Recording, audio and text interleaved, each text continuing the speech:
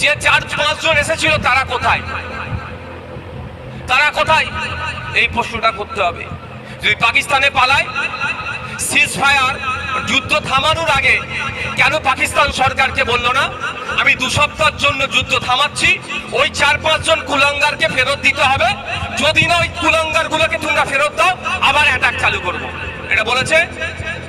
56 ইঞ্চি না 16 ইঞ্চি বোঝা মুশকিল ভাই, ফেদেলিয়ে মাপতে হবে অ্যাকচুয়াল ইঞ্চি কত তার। ওই তার দাদু না কে বলে দিল যুদ্ধ বন্ধ করতে হবে, ভয়ে যুদ্ধ বন্ধ করে দিল।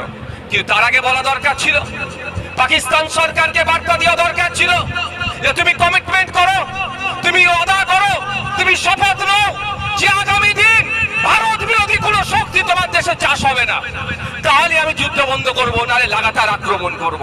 এটা করেছে কি? তাহলে আজকের পর থেকে চায়ের দোকান, মাচাতে